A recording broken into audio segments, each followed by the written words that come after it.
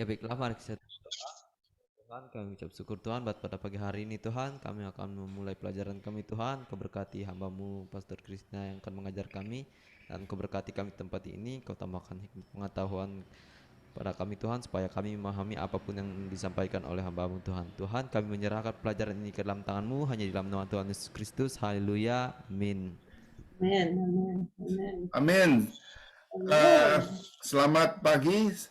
Terima kasih Pastor Christina dari Kuala Lumpur sekarang mengajar, hosting dari Houston, didengarkan di Singkawang, di mana di AKP dan Anis ada di mana di mana Di Goboma, Pak. Gobuma, dan Naomi ada di Alor. Ya. Oke, kita siap untuk mendengar firman Tuhan yang akan dibicarakan hari ini. Is that from Genesis part 2, lesson 4. lesson 4? Okay, let me share it. Hold on, let me see it.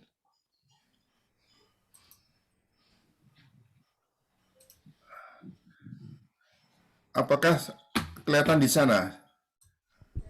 Kelihatan Pak. Kelihatan ya, betul ya. Is this the Genesis part 2, Abraham, pelajaran 4, Abraham yang menyelamatkan? Yes, correct. Yeah. So I guess we'll go to the next slide. Just to go back to lesson 3, the summary from lesson 3. So Ringkasan fondasi dari pelajaran 3 yang lalu, kita lihat. yeah, so just need them to take one sentence each and then kind of explain. Ya, coba salah satu membacakan dan menjelaskan. Ada konsekuensinya berhubungan dan bersahabat dengan orang-orang yang tidak benar. Ya, seperti halnya dengan Lot, yang dimana dia tinggal di daerah Sodom, yang dimana di sana adalah dia tinggal bersama-sama dengan orang-orang yang melakukan kejahatan, seperti melakukan kejahatan yang dengan homoseks, yang bisa kita lihat bahwa hidup di tempat itu jadi yang tempat daerah yang sangat jahat, itu bisa saja kita bisa juga terperangkap atau terjerat dalam hal-hal kejahatan seperti yang mereka lakukan. Seperti itu, Pak. Good, very good. So the next one. Yang kedua, yes. Silakan. Kita tidak boleh mengesampingkan hal-hal yang kecil atau awal mula-mula yang kecil, yang artinya yaitu seperti Abraham yang tidak salah memilih tempat, yang artinya dia mulai dari kecil, seperti Lot yang salah memilih tempat, yang artinya dia memilih tempat yang sangat luas, yang besar, karena menurut pandangannya itu bagus tempatnya, dan akhirnya dia memilih salah tempat, Pak. Itu, Pak. That's good, yeah. Good. Start small, yes. Ya, jadi hal-hal yang kecil itu kita nggak boleh kesampingkan, karena itu suatu awal daripada semuanya, itu mula-mulanya juga suatu hal yang kecil. Selanjutnya, orang-orang yang ada dalam hubungan ikatan perjanjian yang benar akan ada di sana dan mendukung Anda kalau Anda dalam kesulitan. Artinya kalau di sini kalau kita berhubungan dengan orang-orang yang benar, dan di sekitar kita dalam lingkungan kita ada orang-orang benar yang kita berhubungan dengan mereka, dan di situ juga mereka juga akan mengerti dalam keadaan kita di saat kita kesulitan, kita butuh pertolongan. Dan ketika kita berhubungan dengan orang-orang yang tidak benar, maka di situ kita akan terjerumus dengan orang-orang yang pergaulan yang tidak benar. Tapi kalau kita berhubungan dengan orang-orang benar, maka kita juga di situ kita akan saling mengerti, begitu, Pak. Okay. So I think one part that is missing is in the relationship with each other. When you talk about covenant relationship, usually God is in it. God is in that relationship. Yeah, most of the time it has to be God inside. Of course, there are other times it could be other relationship, good relationship. Ada hal yang masih belum terlihat di situ, ada satu kekurangannya, yaitu di dalam hubungan ikatan perjanjian itu, di mana ada hubungan satu sama lain di dalam satu ikatan perjanjian, dan Tuhan ada di sana. Tuhan itu ada di dalam ikatan perjanjian itu. Okay. All right. Let's go to the next slide. We'll begin the studies. Kita akan teruskan ini. So do you want them to read from Genesis? Coba Yes, dibacakan from di dalam itu Kejadian 14 13 sampai 16. Baca mungkin dua ayat begitu.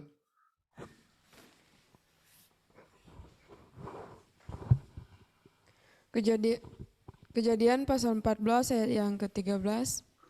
Kemudian datanglah seorang pelarian dan menceritakan hal ini kepada Abram, orang Ibrani itu, yang tinggal dekat pohon-pohon tarbantin kepunyaan Mamre, orang Amori itu, saudara Eskol dan Aner, yakni teman-teman sekutu Abram. Ketika Abram mendengar bahwa anak saudaranya tertawan, maka dikerahkannyalah orang-orangnya yang terlatih, yakni mereka yang lahir di rumahnya, 318 orang banyaknya, lalu mengejar musuh sampai ke Dan. Okay. Thank you. So we see that there was this case that there was one person who escaped and was able to tell Abram about how his nephew Lot has been captured by the four armies. Ya, jadi ada seorang yang bisa lolos daripada yang bisa menceritakan kepada Abram, yang lari ke Abram, bahwa keponakannya Lot itu tertawan oleh kelompok dari 4 raja-raja itu yang menawan akan keponakannya ini, Lot. Yeah, so just now when we went through the review, we saw that there not to despise a small beginning. So here we see another case that there was only one person that escaped, but yet that one person was so important to the rescue of Lot.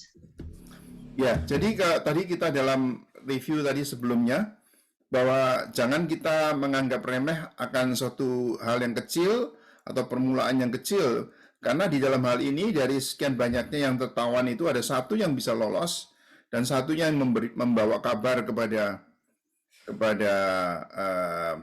Abram bahwa Lot itu sedang tertawan. Jadi kita melihat itu. Yeah, this is an important principle because most of the time we like to look at numbers. We think that if you have a greater number, then you are successful. But sometimes it's just a few. Sometimes it's just one. So this is to encourage you, like when you're in ministry, that don't be discouraged when you see small beginnings. Ya, dan ini juga mengajar kita bahwa kita itu seringkali mengukur sukses itu dari jumlah. Jadi meskipun kita berjumlah sedikit, tapi jangan patah hati karena justru dari yang kecil itu pun jangan dianggap remeh, itu bisa membawakan berkat bagi banyak orang. Yeah, I think I don't know if you have the same proverbs in Indonesia, but I remember one of the proverbs that I had to study in Malay was sedikit-sedikit menjadi bukit. Oh iya betul itu sama. Jadi saya tidak tahu apakah ada juga kata-kata peribahasa bahasa Indonesia juga begitu, seperti di Malay itu ada kata-kata yang mengatakan sedikit-sedikit tapi menjadi bukit gitu. Jadi masih kenal ya peribahasa itu ya? Kenal Pak. Kenal ya.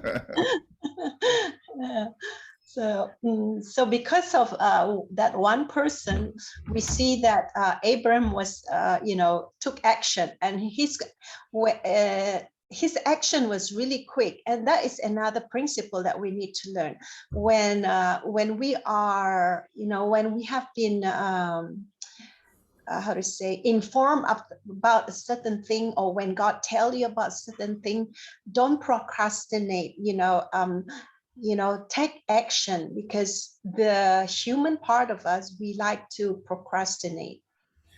Jadi ini mengajar juga bahwa tadi satu orang tadi yang sempat lolos dari tawanan dari empat raja-raja itu mengambil tindakan yang cepat sekali dan tidak berlambat-lambat. Memang jadi kita diajarkan untuk mengambil tindakan, jangan sampai kita itu menunda-nunda. Jadi memang sifat daripada manusia seringkali kita mau menunda-nunda, tapi kita belajar di sini bahwa harus kita cepat bertindak dan mengambil keputusan yang cepat untuk supaya bisa menyelamatkan. Okay. If you remember from the last lesson, the 4 kings that came against the 5 kings, this was a big army, and but Abraham had so much faith in God. He had only 318 trained men against a huge army of 4 kings.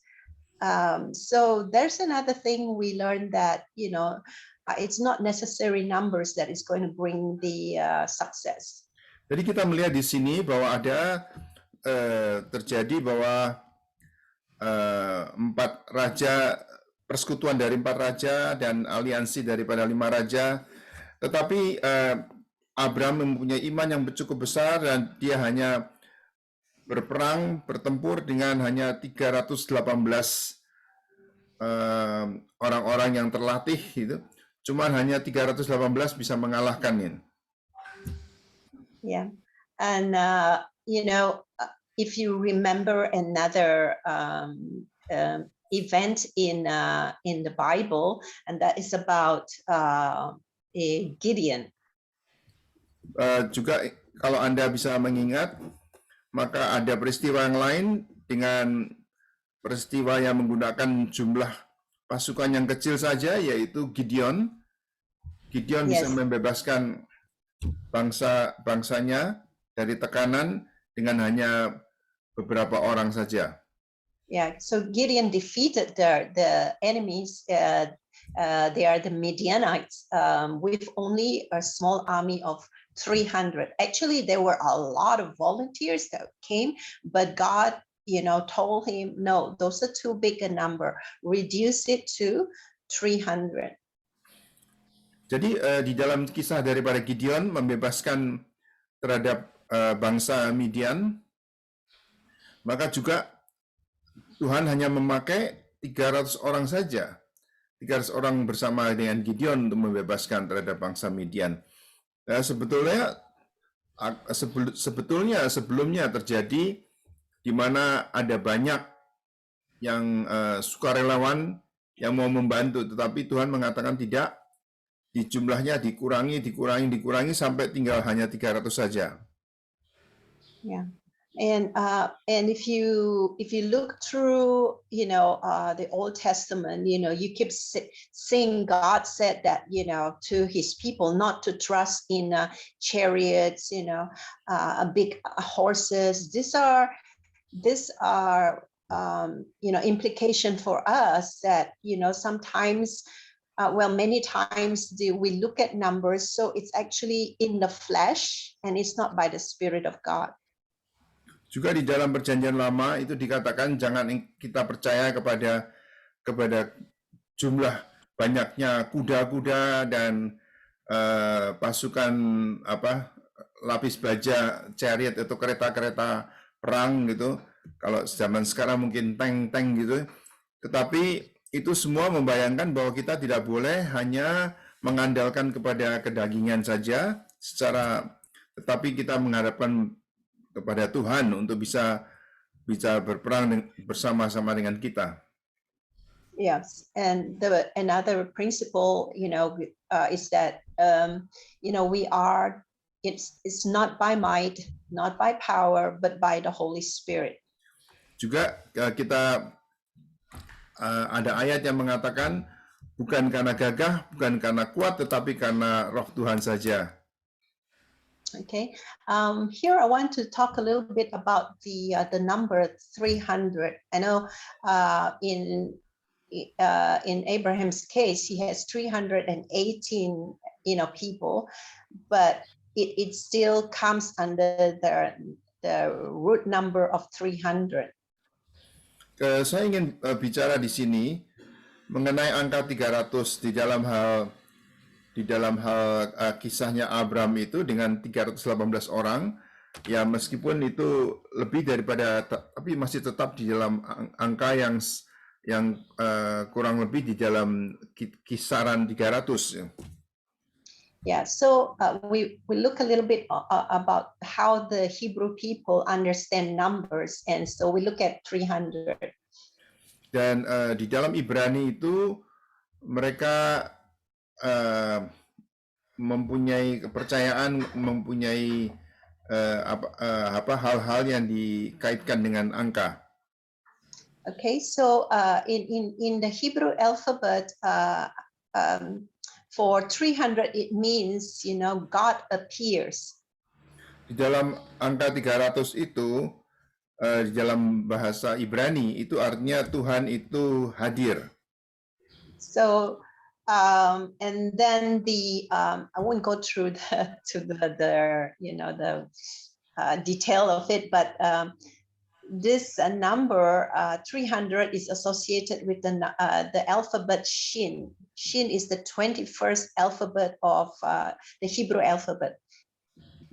Jadi angka 300 itu di dalam bahasa Ibrani itu berhubungan dengan Shin, itu angka alfabet yang ke-21 daripada alfabet Ibrani, itu disangkitkan dengan Shin. Shin itu angka ke-21. So now we had said that 300 means God appears, and then you have the number now 21, and 21 means appointed time. So you put them together is this: God appears at the appointed time. Jadi kalau kita melihat tadi 300 artinya Tuhan hadir. Tuhan menampakkan dirinya, ya. Dicatat ya, tolong dicatat. Dan kemudian angka 21 itu tadi huruf Shin tadi, 21 itu approve, is that God approve? Appointed time. Appointed time, ya. Jadi menurut waktu Tuhan. Jadi Tuhan itu hadir pada saat waktunya Tuhan. Okay, so when you see this, you put them together about the passage where God where Abraham went out with 318 men. It has this idea that God is going to appear at the appointed time when he goes out, to war against the four kings, that God is going to be there with him.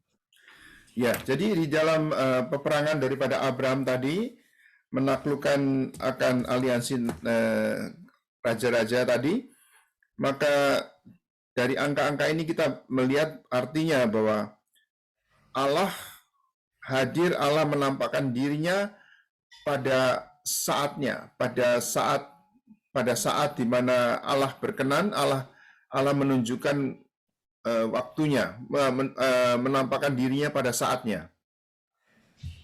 Yeah.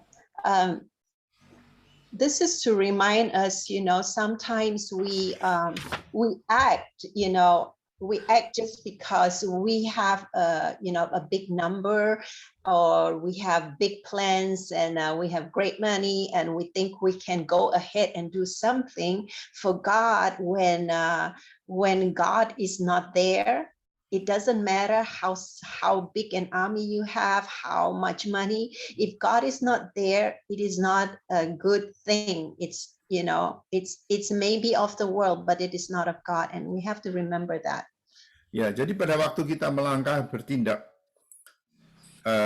kelihatannya seperti ada rencana yang besar begitu. Ada rencana yang besar, tetapi kalau Tuhan tidak ada di sana dan Tuhan tidak hadir, tidak menampakkan dirinya, maka itu hanya kosong saja, tidak ada artinya. Yeah, because everything we do in ministry, you know, you need to understand that God's hand is in it. Because if we say we are in ministry doing a lot of things, but God's hand is not on it, then whatever we do has no eternal value in God's eyes. Jadi kalau di dalam pelayanan, maka semua yang terjadi di dalam pelayanan itu, kita membutuhkan akan tangan Allah. Dan kalau tidak ada tangan Allah, maka ya tidak ada nilai kekekalan ada di dalamnya. Jadi semuanya hanya sementara saja dan tidak ada nilai kekekalannya. Okay. Ya, kita harus ingat itu di dalam pelayanan. Semua pelayanan itu harus mempunyai nilai kekekalannya. Ya, seperti menyelamatkan jiwa-jiwa, itu semua mempunyai nilai kekekalan. Tapi kalau hanya sekedar memberi makan seperti sekedarnya begitu, maka ya kalau tidak ada penyertaan daripada Tuhan, itu tidak mempunyai nilai kekekalan. Yeah. Correct. Yeah, because there's a lot of, you know, ministry doing all that, but you know, it helps people, but it doesn't bring eternal value in that sense. Banyak pelayanan, banyak pelayanan yang dilakukan oleh manusia, segala usaha seringkali tidak mempunyai nilai kekekalan gitu. Jadi ya mungkin sibuk, repot dan sebagainya, mungkin menolong ya. Tetapi kalau tidak ada nilai kekekalannya, ya tidak banyak berguna. All right, so you see that, you know, when the friends of Abraham, you know, Eshcol and Anna, they tried to help. They wanted to help Abram to go against the 4 kings, but you know, Abram told them that, you know, he just wants to go with the 318 men of his, because Eshcol and Anna, even though they were friends, you know, of Abraham, they were not. They did not share the same faith of Abraham with Abram's God. Jadi meskipun di dalam cerita ini ada Eshcol dan Anna yang mau menolong akan Abram, tetapi Abram hanya mau bekerja dan berjuang dengan 318 orang itu saja. Karena meskipun mereka, Anna dan Eshcol ini mau menolong, tetapi mereka tidak mempunyai iman yang sama dengan Abram itu. Jadi akhirnya Abram hanya mau berhubungan dengan 318 orang ini untuk berjuang untuk mendapatkan kembali Lot dan melepaskan Lot daripada tawanan. Yeah. The one of the main reason why he does not want to do that, because when you know, they don't know, they don't have the same kind of you know, faith in God, so they will have other ways of doing things that may not be of God. So Abraham wants to make sure that, you know, when he goes to you know, against the 4 armies, he wants to do it God's way. So he doesn't want something these other brothers, you know, friends, to do a way that is against God. So that's one main reason why he does not want them to come, even though they are so helpful.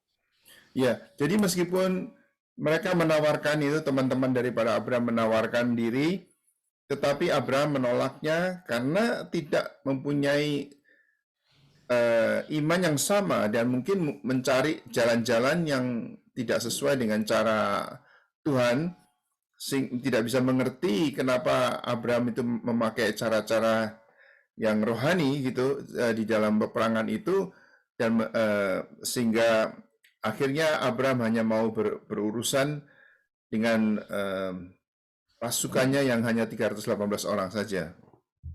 Yeah, so this is something we also have to remember in ministry, because there are people who are really kind-hearted, but they don't share the same values we have in God.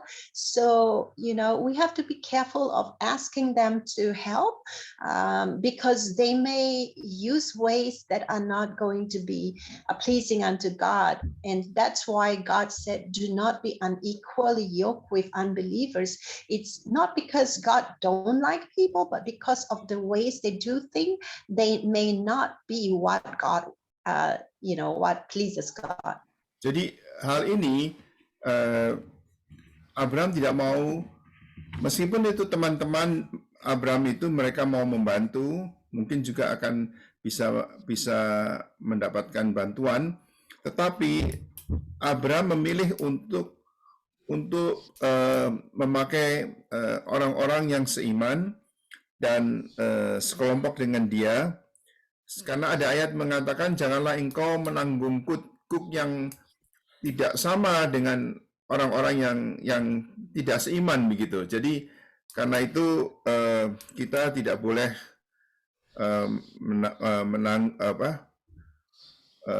bekerja, berusaha dan bersekutu bersama-sama dengan orang-orang yang tidak beriman, karena cara-caranya nanti lain.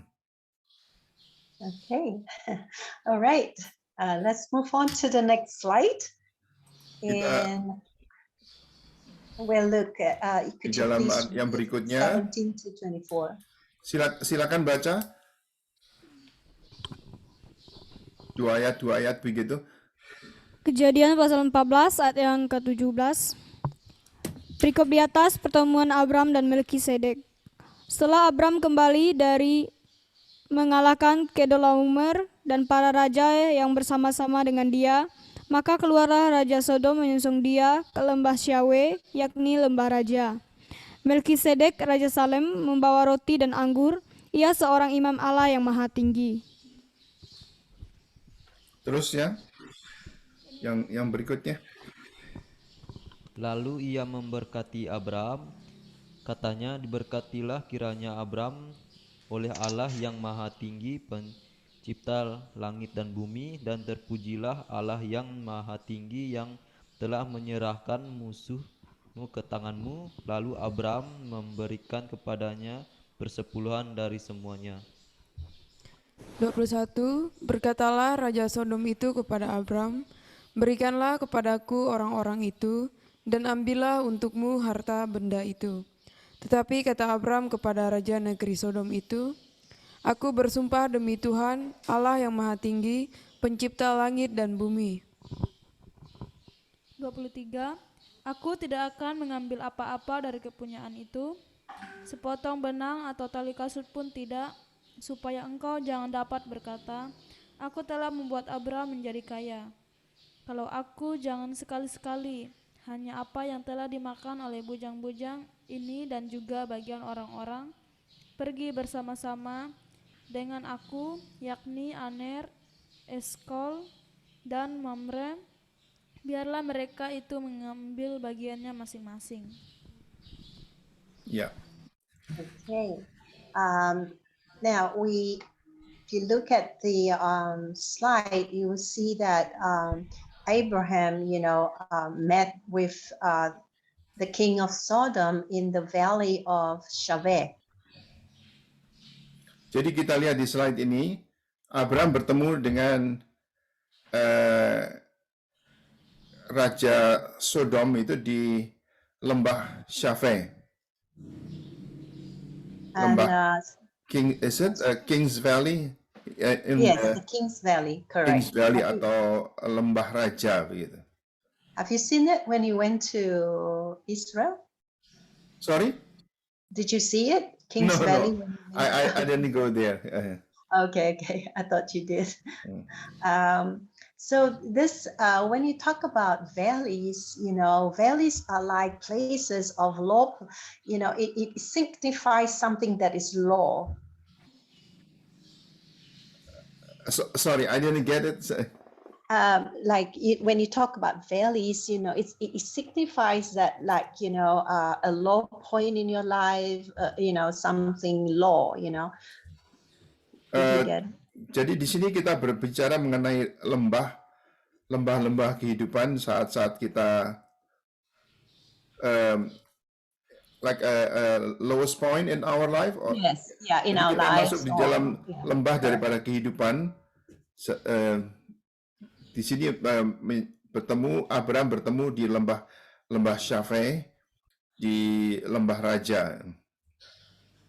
Yeah, so it's like here you are at the low point, and actually there are two meanings. One meaning for shaveh is to reach a compromise, and the other meaning, which is closely related to that, is to be equal. Jadi lembah Syafeh ini mempunyai artinya adalah kompromi, dan kemudian arti yang kedua, what is the second meaning? Equal. Oh, sama atau sinonim, gitu. Sejajar. So that's it. Let me make a correction. Ya, adik-adik, ada keterangan-keterangan di dalam khotbah ini yang harus dicatat ya. Jadi tidak semuanya ada terdapat di dalam ini. Jadi kalau sebaiknya Anda mencatat gitu, Kak, karena kalau nggak gitu akan kehilangan artinya. Gitu. Ya. Ini PowerPoint sudah ada semua ya? Ada Pak. Ada, Pak. Sudah ada ya. So yeah, I just give you main points, but a lot of what I teach is not inside the PowerPoint, so you really need to take notes, ya. Ya, jadi banyak hal-hal yang saya ajarkan di sini, ya tidak semua ada di dalam PowerPoint ini. Jadi Anda harus mencatat karena apa yang dibicarakan di sini ada beberapa hal-hal yang tidak tercatat di sini, tetapi diberikan selama pelajaran. Yeah. So back to the name Shaveh. We want to look at what does this mean for Abram and the king of Sodom. So we see that Abram refused to take the riches, the spoils that the king of Sodom got, and so here the implication is that Abram refused to take something from a king that is wicked. Jadi di sini kita melihat bahwa Abram itu menolak untuk beraliansi dengan Sodom, dengan Raja Sodom. Dan di sini bisa diartikan bahwa Abram itu menolak untuk beraliansi dengan raja yang jahat ini, Sodom. So at the valley, when you think about the word valley, so king of Sodom wanted to bring Abram to the low point spiritually as him. So that's why you have that word equal or compromise. So Abraham did not want to allow the king of Sodom to bring him spiritually to that low point that the king of Sodom was. Ya, jadi di sini kita melihat bahwa mereka bertemu di lembah Syafeh. lembah di sini artinya di dalam titik yang terendah daripada kehidupan mereka. Dan Abraham tidak mau untuk kompromi, atau dibuat sejajar, searah oleh orang-orang yang tidak beriman ini. Jadi Abraham tidak mau bersekutu dengan orang-orang yang tidak beriman di tempat di mana mereka mengalami titik terendah di dalam hidupnya, di dalam valley tadi, dalam lembah-lembah kehidupan mereka itu, dan tidak mau berkompromi atau disejajarkan dengan orang-orang yang tidak baik. So how must we learn from this?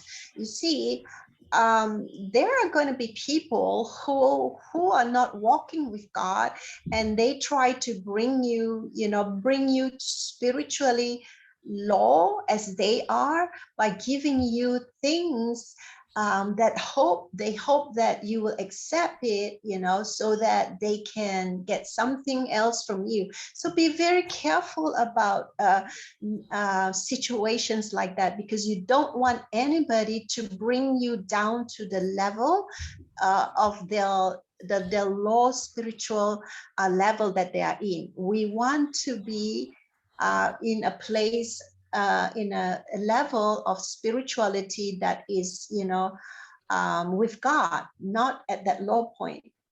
Ya, jadi kita di sini diajarkan bahwa seperti Abraham itu tidak mau bersekutu dengan orang-orang yang tidak beriman, yang nantinya akan membawa di dalam kehidupan di dalam lembah atau titik yang rendah dalam hidupnya, dan memakai cara-cara yang tidak rohani begitu. Jadi ini diajarkan supaya kita itu mempunyai sikap yang demikian. Kita tidak mau memakai cara-cara yang tidak benar gitu. Tetapi kita nanti kalau kita bersekutu dengan orang-orang yang demikian, maka kita itu terbawa dan kita itu memakai cara-cara mereka.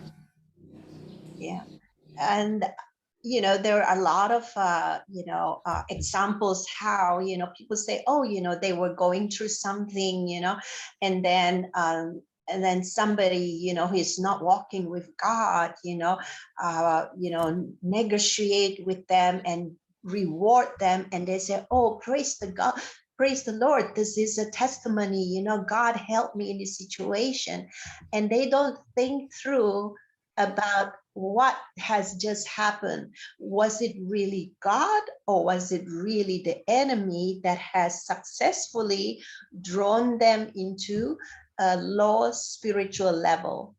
Ya, jadi di dalam seringkali kalau kita itu berhubungan dengan orang-orang yang tidak beriman, kita pikir terjadi nasihat-nasihat yang diberikan itu seperti kelihatannya seperti baik gitu.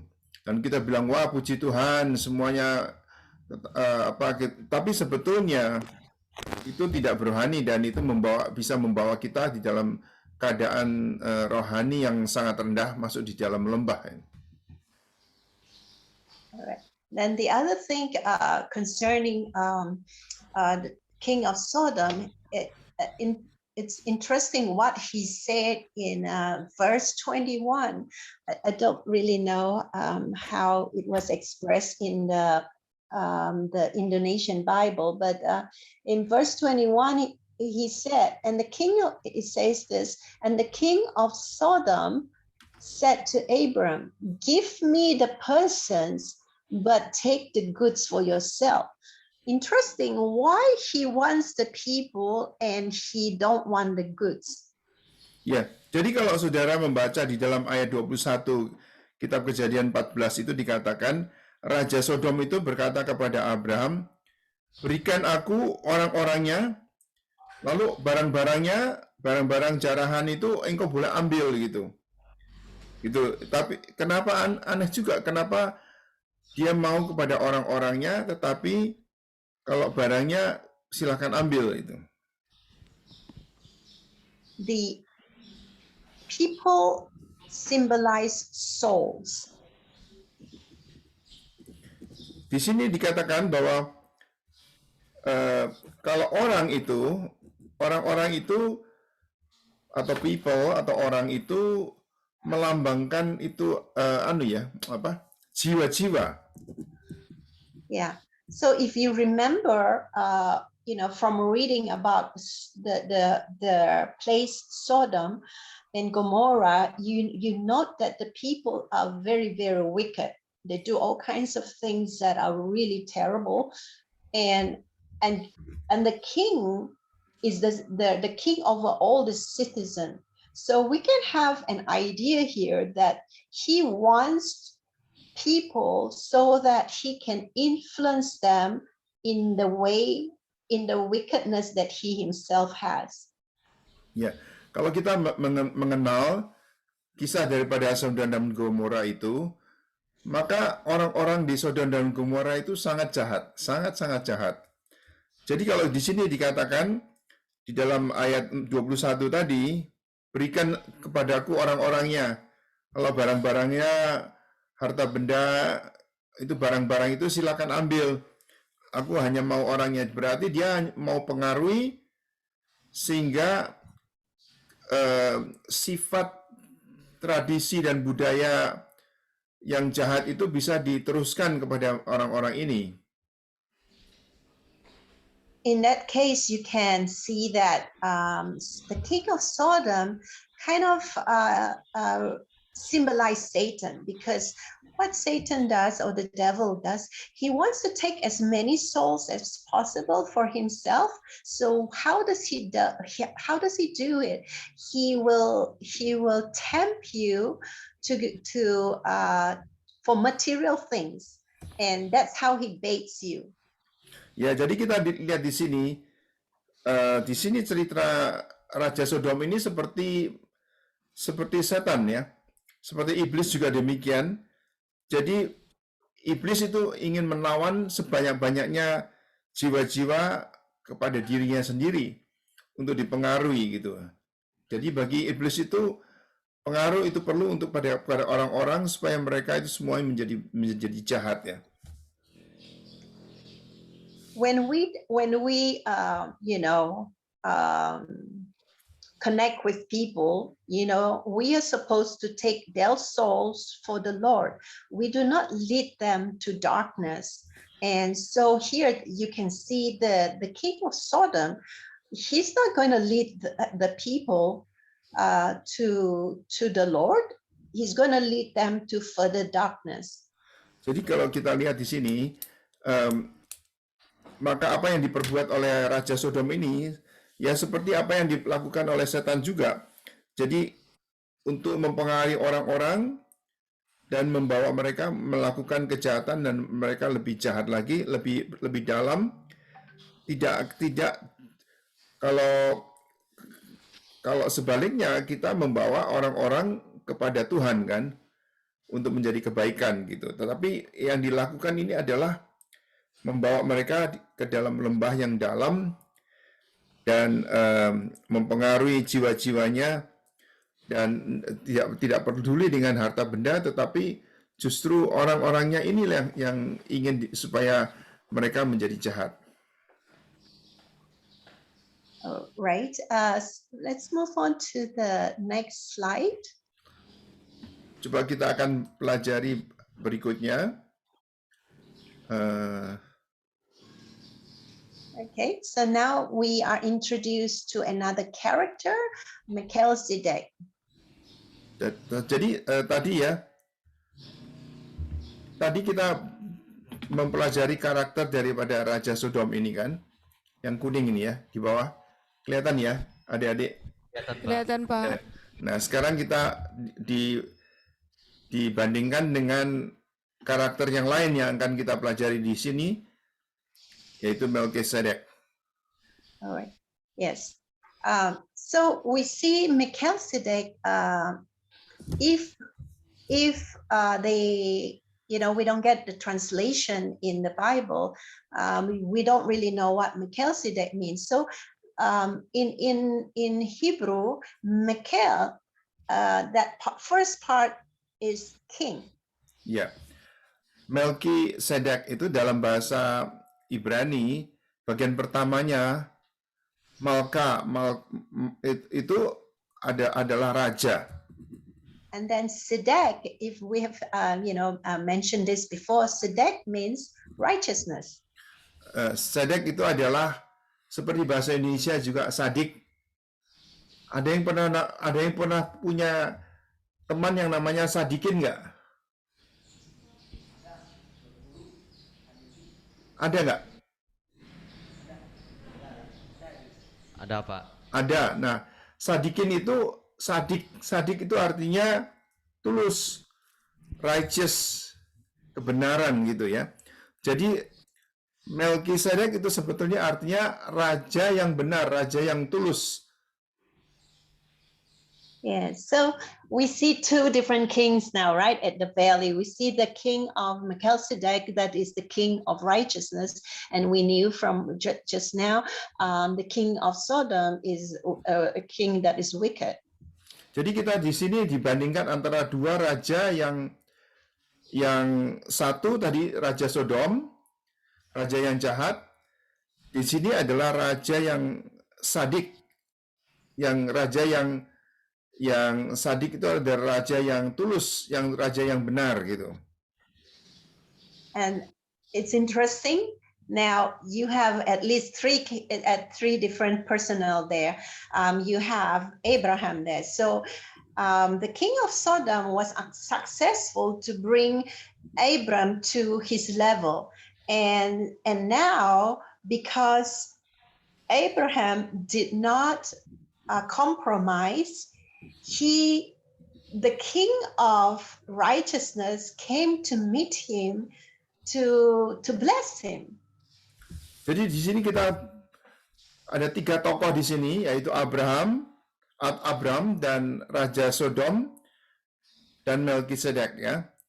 Jadi Raja Sodom ini berhasil membawa Abram kepada tingkatannya, tetapi Abram menolak untuk beraliansi dengan Raja Sodom. Dan kemudian kita melihat di sini ada Melkisedek atau raja yang tulus, raja yang benar, yang datang di dalam di tempat ini di arena ini. This speaks so much about how when we refuse to compromise to do evil, and we see that God will encourage us in the like kind of encourage and tell us that, hey, you did well, you did not compromise, even though the temptation was so real. And you can see this picture here, like God sending Melchizedek at that time to encourage and bless Abram for not compromising to the level of king of Sodom. Ya, jadi di sini kita melihat satu kisah yang indah sekali, di mana pada waktu Abram itu menolak untuk berkompromi dengan raja yang jahat, maka seperti Allah itu memberi pesan, ya kamu telah melakukan suatu hal yang baik dan aku sekarang mengirimkan Raja Sadikin, raja yang sadik, raja yang benar gitu untuk menemui Anda. Okay. Then the other thing we note about Melchizedek is that he is the king of Salem, that place called Salem. Jadi Raja Melkisedek itu adalah raja di Salem, Shalom. Salem itu adalah damai, ya. Yeah. Then again we see two Tolong ya contrasts. adik-adik betul-betul catat ya, jangan kalau nggak catat itu nggak mungkin Anda bisa lihat ini semua ya. Karena hal-hal yang terungkap ini kadang-kadang terungkap di dalam khotbah ini, tetapi tidak selalu ada di dalam catatan, di dalam PowerPoint. Jadi Anda harus membuat catatan sendiri gitu. Seperti itu tadi istilah Melkisedek Melkisedek itu dari Malka, Malka atau Malak. Malak itu jadi dari raja. Lalu Sedek itu sadik, atau kalau kita di Indonesia seringkali ada orang yang namanya sadikin. Sadik itu baik ya. Jadi istilah-istilah demikian itu Anda harus catat itu. Jadi ngerti artinya. Dan Raja Melkisedek itu adalah raja di Salem. Salem itu adalah salam atau damai gitu ya. Raja Salam, raja damai, raja Shalom ya. So again, we see two contrasting things, right? The king of Sodom, the place where he ruled is full of wickedness, but yet the place where the king of Melchizedek, the place he could rule is called, is a place called peace or shalom.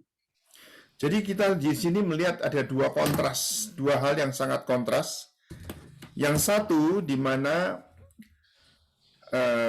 raja Sodom atau raja yang jahat itu, dan sedangkan Melkisedek ini adalah raja yang tulus, yang baik, yang tinggal di Salem atau Salam atau Shalom atau damai ya. Jadi itu dua hal yang sangat kontras. Kira-kira jelas nggak ya? Jelas nggak? Pembicaranya agak susah ya, tapi kira-kira jelas nggak? Gimana Naomi? Jelas, Pak. Agape, gimana Anis? Jelas, Pak. Jelas ya? Ya oke. Okay, all right. So here we want to see, when we're talking about Melchizedek, if you study the book of Hebrews later on, you will see that, Jesus, the high priest, is in the order of the priesthood of Melchizedek. Jadi kalau kita belajar selanjutnya, kita mendapati bahwa Yesus itu ada di dalam garis daripada Melkisedek atau raja yang damai, raja yang tulus, raja yang benar itu. Yeah. So in the passages, in the Bible, a lot of Old Testament passages have hidden message about Jesus. Di dalam Perjanjian Lama, di dalam nama-nama, dalam istilah-istilah Ibrani itu banyak sekali tersembunyi hal-hal mengenai Yesus. Meskipun di dalam Perjanjian Lama banyak sekali hal-hal tipe-tipe yang menyatakan mengenai unsur Yesus itu sudah ada di dalam Perjanjian Lama itu. So if you look at Isaiah, I think it's Isaiah 9:6-7. Isaiah 9:6-7, you will see the prophecy about Jesus. Kalau Anda melihat di dalam Yesaya 9 ayat 6-7, itu kelihatan jelas sekali itu adalah di dalam Perjanjian Lama, tetapi itu adalah menunjukkan mengenai Yesus. Coba tolong dibaca 6-7, 6 dan 7. Yesaya pasal 9 ayat yang ke-6. Besar kekuasaannya dan damai sejahtera tidak akan berkesudahan di atas tahta Daud dan di dalam kerajaannya. Karena ia mendasarkan 6 dulu, 6. betul. Yesaya 9 ayat 6. Iya, Pak, 6, Pak. Betul. Coba mulai. Betul. Besar kekuasaannya dan damai sejahtera tidak akan berkesudahan di atas tahta. Di dalam manusia itu karena kepada kita telah diberikan oleh anak yang telah dilahirkan itu nggak ada di situ. 5, Pak, 5. Oh, itu Ayat yang ke-5. Sebab seorang anak telah lahir untuk kita, Seorang putra telah diberikan untuk kita, lambang pemerintahan ada di atas bahunya, dan namanya disebutkan Orang, Penasihat Ajaib, Allah yang perkasa, Bapa yang kekal, Raja Damai. Besar kekuasaannya dan damai sejahtera tidak akan berkesudahan Ya. di atas tahta Daud dan di dalam kerajaannya, karena ia mendasarkan dan mengokohkannya dengan keadilan dan kebenaran dari sekarang sampai selama-lamanya. Ya. Kecemburuan Tuhan semesta alam akan melakukan hal ini. Ya, jadi di dalam Yesaya ini menceritakan tentang siapa? Tentang Tuhan Yesus. Yesus ya. Itu kan berapa ratus tahun sebelumnya ya. Jadi kita bisa melihat bahwa Yesus itu sudah banyak sekali dituliskan di dalam perjanjian lama gitu. Yeah. So you will see from that prophecy of Isaiah, which is like, you have said it's like much, later. It talks about Jesus being the Prince of Peace. So we saw that in Melchizedek, and then we saw the word righteousness also in this prophecy amongst everything, and also it's described about Melchizedek. So you can see now the hiddenness of Jesus in even Abraham's time with Melchizedek. Ya, jadi kalau kita membaca di dalam kitab Yesaya ini, kelihatan sekali bahwa ada banyak hal-hal yang menceritakan mengenai Yesus. Dikatakan di sini bahwa dikatakan dia adalah Prince of Peace atau Raja Damai. Nah, kalau kita lihat tadi Melchizedek juga adalah Raja Salem, Raja Damai. Raja daripada Shalom, raja daripada damai itu. Jadi sebetulnya di dalam kitab Yesaya itu tersembunyi banyak sekali hal-hal mengenai Kristus yang akan datang. Yeah, I guess I'll stop here because we're out of time. Oke, kita harus berhenti di sini. Tapi begitu ya, saudara-saudara bisa melihat semuanya bahwa kita itu boleh belajar ini. Coba pelajari baik-baik, selidiki banyak sekali kebenaran-kebenaran ya. Tadi diceritakan mengenai Raja Melchizedek, raja yang sadik, raja yang benar, raja yang tulus ya. Tuhan memberkati semuanya. God bless you semuanya. Tolong salah satu tutup dalam doa. Ya baiklah, mari kita satu dalam doa. Kembali ya Tuhan, kami bersyukur Tuhan atas pelajaran pada pagi hari ini Tuhan. Kau berkati hamba-Mu Pastor Kristen yang telah mengajar kami, dan Kau berkati juga kesehatannya, Kau berkati pelayanannya,